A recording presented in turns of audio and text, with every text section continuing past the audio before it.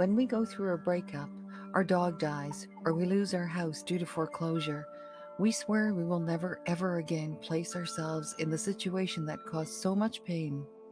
Even though it seems like a logical lesson learned, Buddhist philosophy teaches us that taking risks and letting go are highly interconnected. Here are 4 Buddhist ways to let go of anything in your life. Number 1, ironically practice divorce compassion. Even though you may have been the architect of your divorce, this still hurts a lot. When you got married, you thought it was forever. You're very disappointed. While it's hard to believe at this point, your spouse is disappointed too. He or she also loved you passionately and thought the marriage was forever.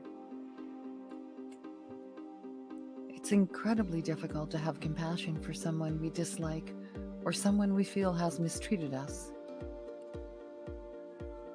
In Buddhism, compassion is called karuna.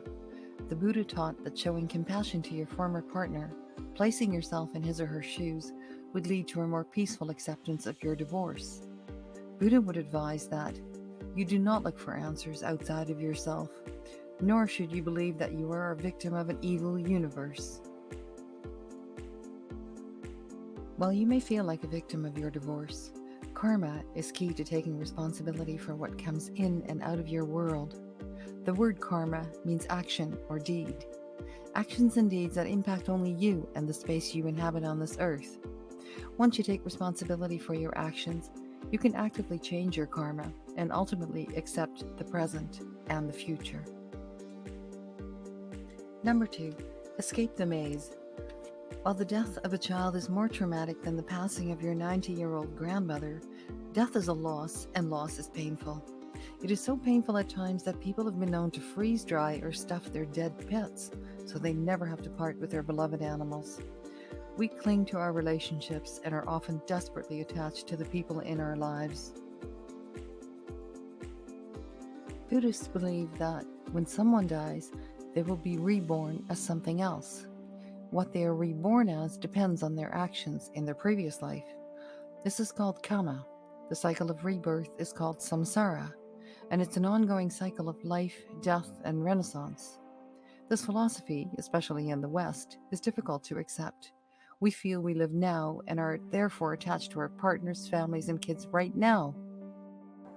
Non-attachment, then, is really the antidote to the attachment or clinging dilemma described in the Buddhist teachings. If attachment is a condition of being unhappy in life, it would stand to reason that non-attachment, separating yourself from the attached object or person, is a state conducive to happiness in life, a condition Buddhists call nirvana. It is important to note that the Buddhist advice is not to detach from the people in your life, but rather to simply recognize the non-attachment that is inherent to begin with. Buddhism teaches that we are fundamentally joyful and that it's a matter of surrendering and letting go of the attachment, in this case to your deceased loved one, in order to move forward with your own life. Number 3, wanting less and having more. The loss of a home is devastating. Whether it was a foreclosure, a fire, an earthquake, or an act of war, the psychological effects can take years, if not forever, to overcome. Our home is our temple, our sanctuary.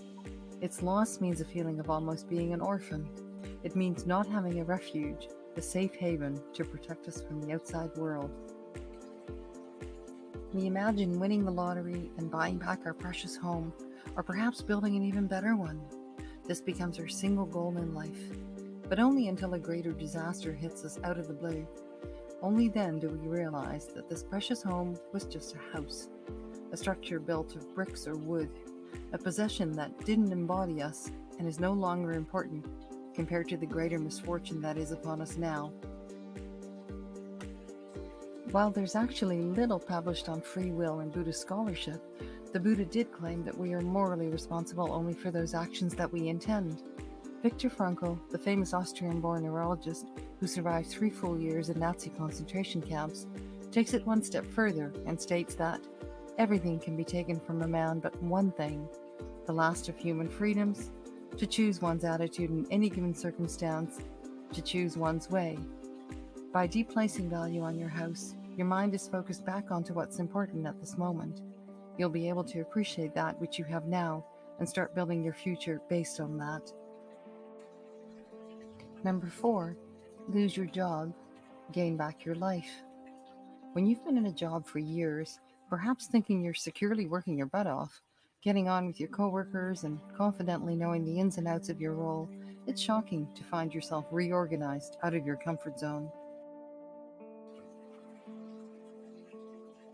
Impermanence, also known as the philosophical problem of change, is difficult to accept when it's forced upon us. Imagine you had started looking for another job a year earlier. Life would look different now because you had made the change.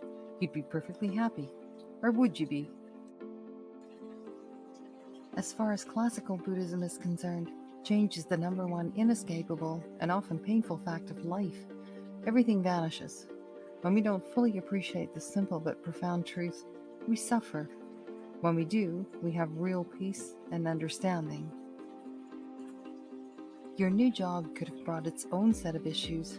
Perhaps your new boss was a micromanaging jerk. Maybe the new company was about to go bankrupt. Not something HR would have told you in the interview. What if the impressive new title and corner office were just a matter of grass greener?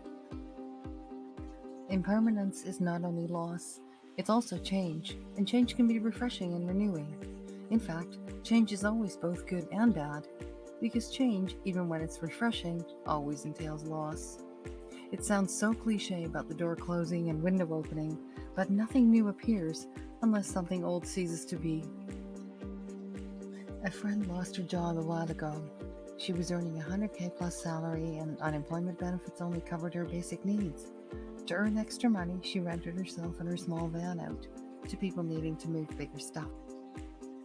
This Facebook marketing enterprise grew into an actual small business, a mid-sized shop with a few employees, not too many, and without the hassle of a micromanaging boss, not to mention the absence of all the corporate politics she had to deal with before. Happy days. While change is inevitable, growth is optional.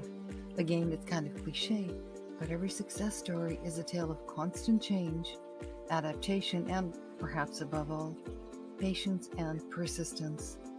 Thanks for watching. I hope this helped your situation.